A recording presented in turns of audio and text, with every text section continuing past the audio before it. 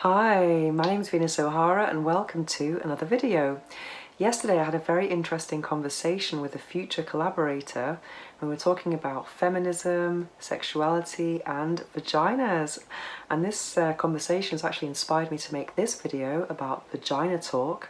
And in it I'm going to be talking about virginity, tampons, sexual intercourse, vaginal orgasms, A-spot orgasms, G-spot orgasms and pap smears. Oh yeah, so I wanted to go over a bit my own vaginal journey, so to speak, and yeah, just going over some of the points I was raising yesterday. I think the vagina is a kind of place of maybe mystery and fear and sometimes shame. And I remember when I was a virgin, I'd seen diagrams of vaginas in my biology lessons, and I just assumed it was kind of like a secret garden, you know. I just, whenever I had friends who'd lost their virginity, the first question was, did it hurt? Did it hurt? Because I thought it was this kind of like small place inside you, and I never imagined it could be a place that could be maybe empowering or pleasurable. Not at all. I just thought, well, periods come from there, childbirth and sexual intercourse. I wasn't convinced that that could ever be pleasurable. But then, next thing on the list, tampons. I started using tampons when I was still a virgin, and it was a massive mystery to me because the tampons were quite small, especially those the ones that are for beginners or very light days. They're tiny, and just thinking of putting that tiny thing inside was just you know, you see the instructions putting one foot on the toilet, lying down, your legs open, and sometimes if you're quite dry, even though you've got your period, it can be quite uncomfortable and painful. And also if you don't put it up high enough, then you're just walking around like yeah, like John Wayne, like you've lost your horse. It's very, very, very uncomfortable. However, I remember when the first time I removed a tampon, I was absolutely blown away by the size of it and how much it had expanded. I was thinking, oh my God, I never knew that there was that much space inside me. It was all a big, big mystery. And then sex. But still, even though it had expanded, I was still very apprehensive about losing my virginity and having sex for the first time, especially when at that time I had touched penises and I thought, wow, it's quite a lot bigger than a tampon, you know what I mean? It's going to really hurt. And also when I'd experimented with petting or fingering, it was never really a pleasurable experience.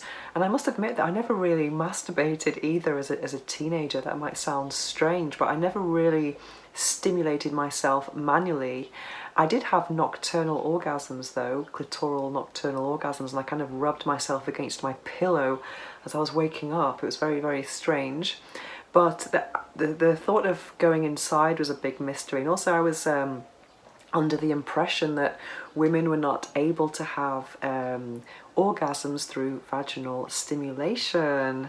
But then I had sex for the first time, and all my fears subsided. It wasn't this big painful thing. Well, it was big. It was big. It wasn't painful as I was expecting. And the first time was over before I could even, well, I've got another video on here about how I lost my virginity, which is quite a sad story really. But even though it was a sad story, I'll leave a link in the description below on my YouTube channel if you're curious. But the second time I had sex was just absolutely mind-blowing, and because I've gotten over the fear of feeling pain or bleeding during the first time, which didn't happen to me, I was very relaxed the second time, and I just had orgasm after orgasm after orgasm through just penetration, not even clitoral stimulation. So I was really impressed, because I read so many times that most women did not have orgasms through penetration. It was mostly clitoral stimulation. So I felt like I was blessed that I was one of the lucky ones. And it took me a long, long, long time until I could actually have orgasms from clitoral stimulation, and now I can enjoy both, which is fantastic. So recently I've made some videos about vaginal orgasms, and I've been receiving lots and lots and lots of messages about this topic, even after the video I made last week. And a lot of women who have written to me, which is very coincidental, but they all can have clitoral orgasms through clitoral stimulation, but now they're thinking, but I'm missing out on the vaginal orgasm. Well, I think you should watch that video if this is your case. And I think, as I said in that video, if you want to kind of wake up that area, I would definitely recommend trying Kegel balls and strengthening your pelvic floor, and yeah, that's that. And also experimenting with dual stimulation, sex toys that stimulate the clitoris and the vagina, the G spot or the A spot. But going back to the A spot and the G spot is a very sensitive area in the vagina, which is on the front wall, and to stimulate it, you would insert the fingers, and it's kind of on the front wall, so you kind of do a come hither motion, or where you can kind of, there's lots of different motions that can work at different times and on different people, because sometimes if you're not quite aroused, or it depends on where you're at on the arousal scale, let's say, you could like small circles, or even a bit of tapping. It's just very personal, really. And also the A spot, which is something that I personally cannot reach. It's deeper inside, and it's almost near the cervix, but that part for me is kind of like, wow, much more than the G spot, because the G spot for me, well, it is sensitive, etc., but it's sometimes it can feel as though I'm about to pee, because it's kind of feels like it's pressing on my bladder. So sometimes it can be difficult to kind of let go in those situations, but you always should just let go, you know, in my opinion. But I'm just wondering why women just seem to have this, the women who've been writing to me anyway, they seem to really want to have this vaginal orgasm, and even they might think that there's something wrong with them for not being able to have it. But in actual fact, most women do not have orgasms through vaginal stimulation, but that doesn't mean it's not pleasurable. It can be very, very, very pleasurable. And also, a lot of the clitoris is not just the gland that we see outside, it's also inside. So in actual fact, when you're stimulating the vagina, you can be indirectly stimulating the clitoris. So I just say you should just aim for pleasure, as I always say in my videos about orgasms. Yeah, and the last thing about vagina talk, of my experiences with my own vagina. I've written pap smears here, which is a bit of a, you know, come down after speaking about orgasms, then pap smears, which is a very, very unorgasmic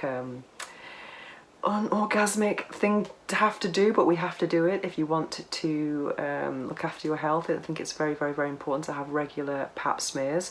In the UK, they recommend them every 3 years, but here in Spain, it's usually every year. And for me, I've not been for 2 years now, so I really do need to go quite soon. And whenever I do go, I always ask for the speculum, the virgin speculum, because there are smaller ones.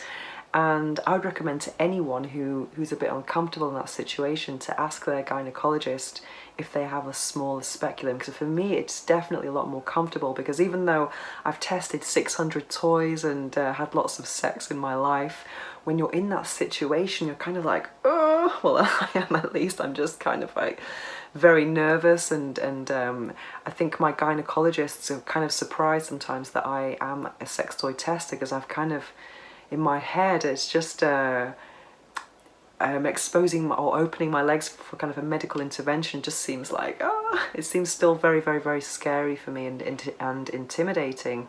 And for that reason, I'm kind of, I've been very religious with condoms, so to speak. So I didn't want to have any type of unpleasant interventions with my body, and maybe that's why I haven't had children either.